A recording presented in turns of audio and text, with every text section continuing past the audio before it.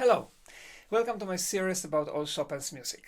Today we talk about this charming little Prelude number 7 from Opus 28. Probably the shortest Chopin's piece, one or at least one of the shortest. Is it really a piece?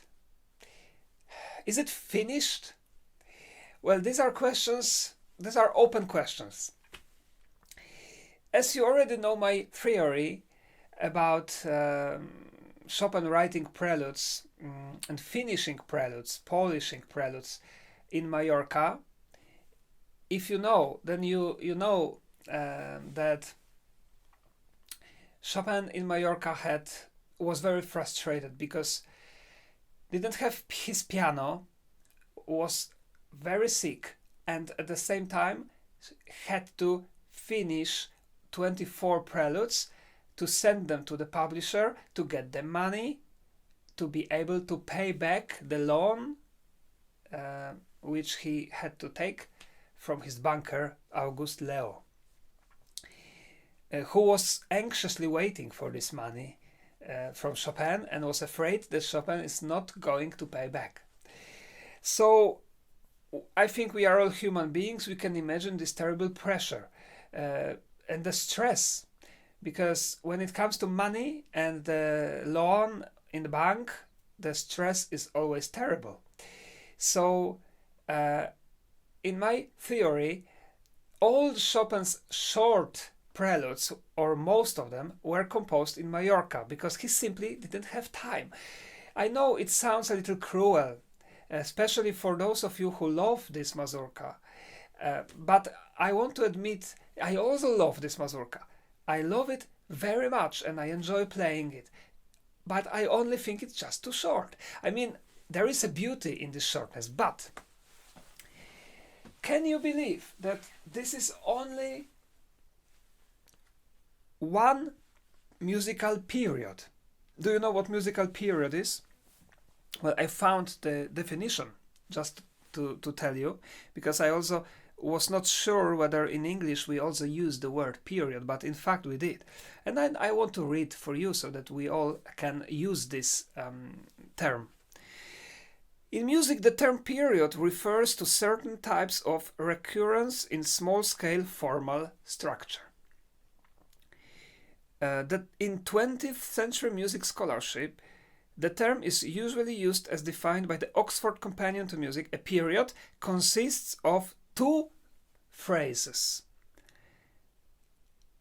antecedent and consequent. These are words that I should use. Antecedent and consequent. Yes, we have other, in Polish we have some other terms, but in English it's quite complicated, at least for me. So antecedent phrase and consequent phrase, each of which begins with the same basic motif. This is very important. So, like in, I don't know, when we have Beethoven's Ode for Joy,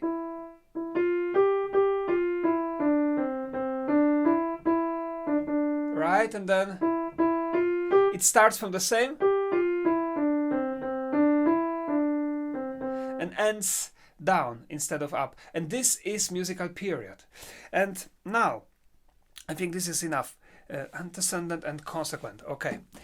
So, here we have exactly two phrases, antecedent and consequent. And now I show you this. The first phrase, antecedent, is this one.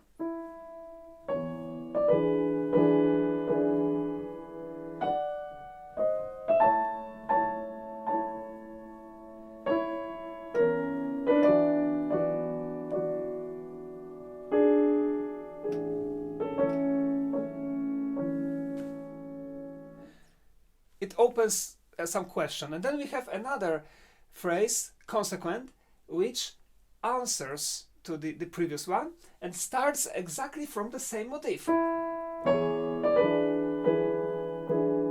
and then goes more up, reaching the climax and then releasing the energy.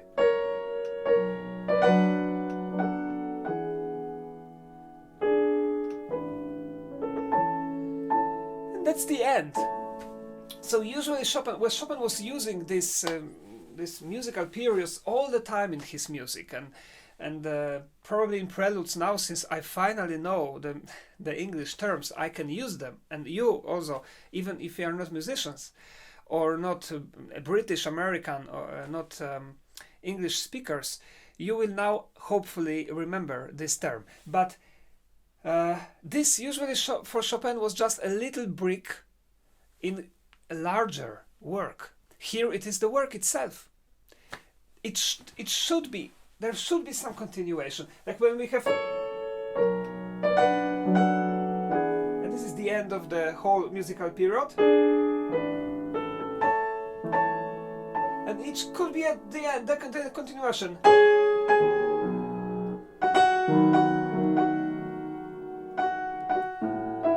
But maybe a little different.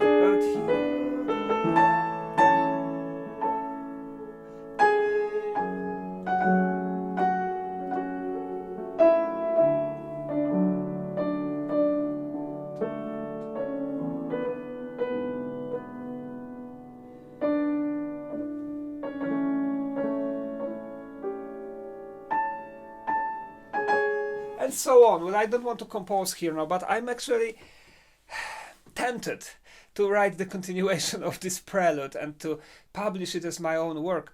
Well, of course, like a variation. Of course, this piece was a huge inspiration for many musicians, also jazz musicians. There are variations on this theme. I think Frédéric Montpou, the Spanish composer, as far as I know, wrote a beautiful set of variations. There are it's written for the orchestra, and many different composers were using this motif, this musical period, and made a larger work. The open question for Chopin is, did he really wanted this to be so short?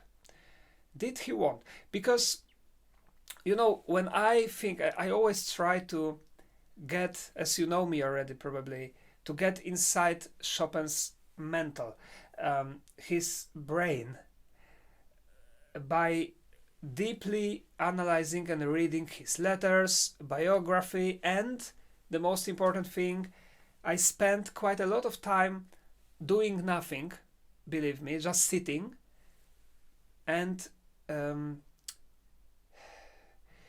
using my empathy to try to feel what he might have felt. Don't laugh, this is very serious thing. And I do it before analyzing every single Chopin's piece. I promise. And here, I always try to think what I would do if I were Chopin. And as I told you already, well, having these money problems, health problems, the pressure of time, of course I would do everything to finish preludes as fast as possible, so I would not try to write long preludes. For example, in this project of mine, if I ever will have a pressure of time, I imagine that, because this project is crazy. Every week I have to publish a new video, and sometimes I cannot play the pieces, so I have to learn them.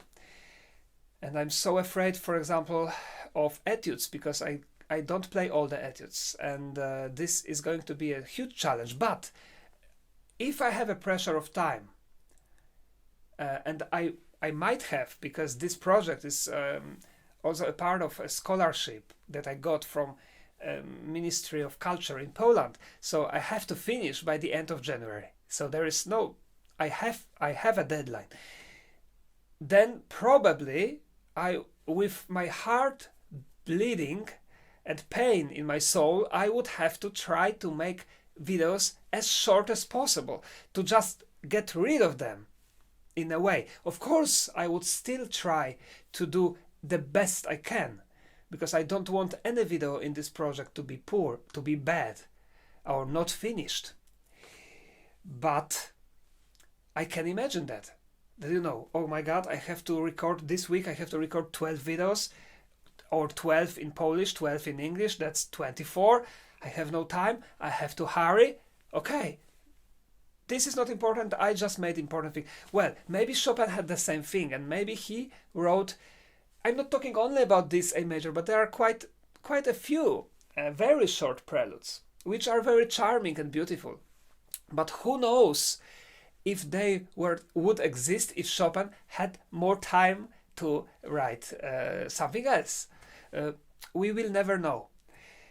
But anyway, as beautiful as it is, let's make analysis now, because there is quite a lot, surprisingly, to analyze. Okay, we already know the structure, that this is one musical period with two phrases.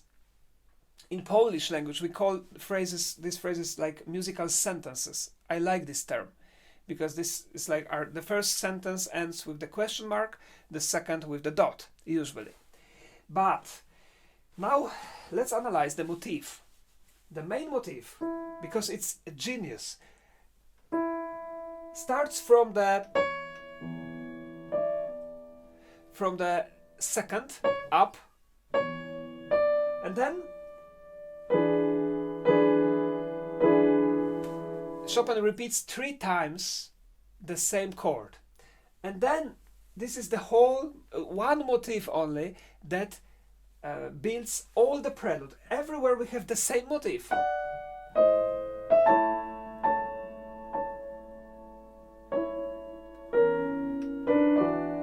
The second up, and then 3 times repeated chord. Where did he take it from?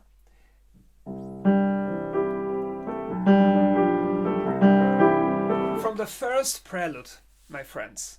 In the first prelude, the main motif is the second going up, and this second is repeated 3 times without any changes. So here Chopin, of course, was not that obvious, never. So instead of repeating exactly quoting, he thought like this. In the first prelude, I repeated 3 times the second. So now maybe I can give the second, and then 3 times I will repeat the chord. Smart. Well, I'm not sure if he thought like this, but it seems like, it seems like.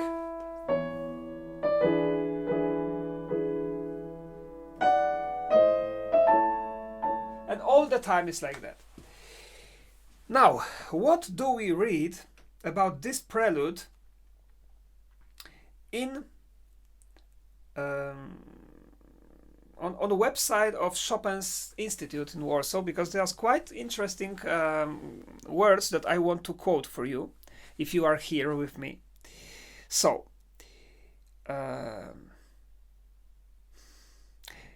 Professor Mieczysław Tomaszewski writes that this prelude is a mazurka. And I want to talk about this. But first I will finish the quotation. It astonishes and captivates one with the simplicity of its melody and the subtlety of its harmonic accompaniment. It is assigned to the category of idyllic preludes. And Zygmunt Noskowski, one of Polish composers and musicologists, called the seventh prelude an errant among the rest of the preludes sunbeam. So like a sunlight, right? In fact, that's true, because all the preludes before, they were not so sunny. This is the first prelude that we smile when we listen to it. Well, maybe in the G major, the left hand also is light and a little, but this is much more sunny. So if it were written in Mallorca, then probably there was finally the rain stopped and the sun was shining. But of course, we don't have to think like so literally, because there are many examples of the composers who even were feeling very bad but wrote very bright music. For example, Beethoven, his second symphony, and many other. So it can also be with the Chopin. This is not really very important, but in this analysis, I mean, right? But what is important is the question, is it really a mazurka?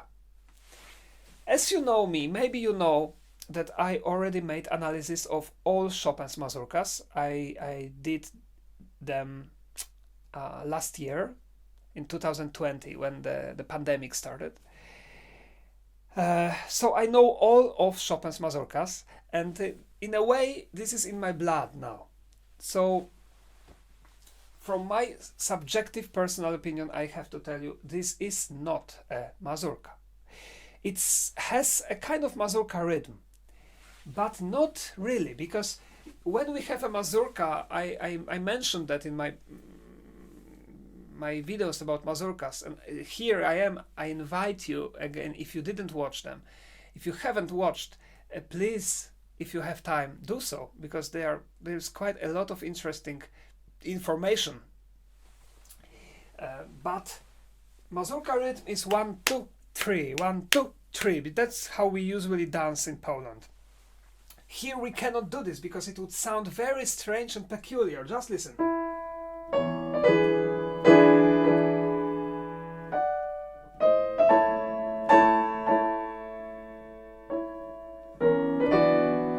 Of course, I'm exaggerating now, but I'm exaggerating for you to show you where this mazurka rhythm is. It's between 2 and 3. So the beginning sounds a little like a mazurka, but not the whole structure, the whole phrase. That's why I don't see the mazurka here. But what I actually see is something very interesting maybe for you, that Chopin doesn't give us a lot of information about how it should be played. He only says andantino, which means not too slow, because it's a little faster than andante, and dolce, which means sweet, and piano. But apart from this, we don't have any dynamic marks. Only at the end, when we have the climax, he writes a little crescendo. But I mean, everybody, even without this crescendo, would do the crescendo, because this is between the notes. And this opens a lot of interpretations. And I myself have a problem, because every day I play this prelude in a different way. And now, how to decide which version to use and to choose for the concert or for the CD, for the recording? This is really a huge problem, because this music can be interpreted in many different ways, depending on the artist and depending on his imagination. What I mean, I want to show you now. Let's imagine now that I want to express in this prelude the light happiness and maybe a little folk dance-like atmosphere. Then I would play it like this.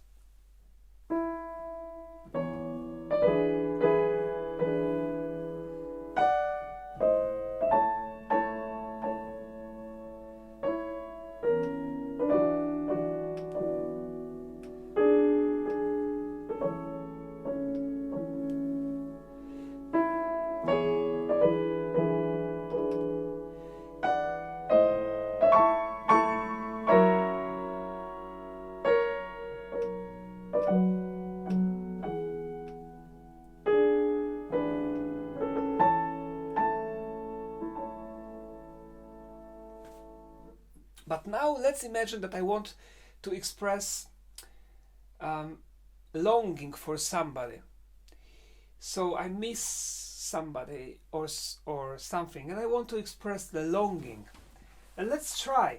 First, before I start to play, of course, I will change the touch, the color, and my attitude inside feelings. And I will transmit this through the music.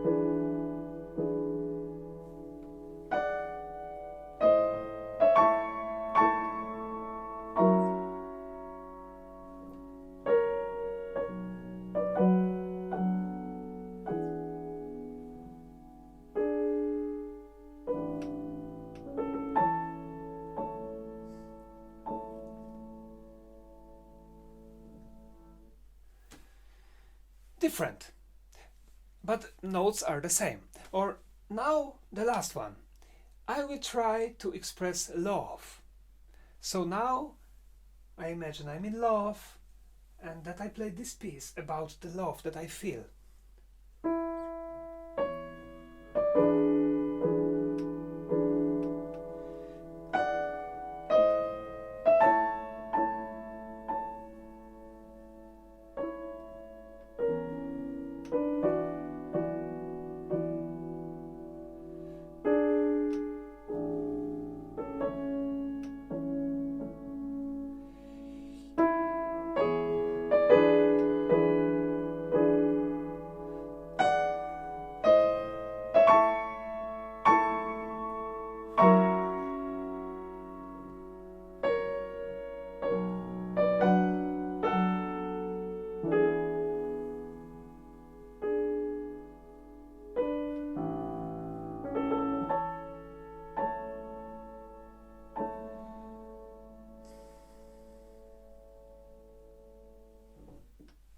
So as you can see, there are many different ways, and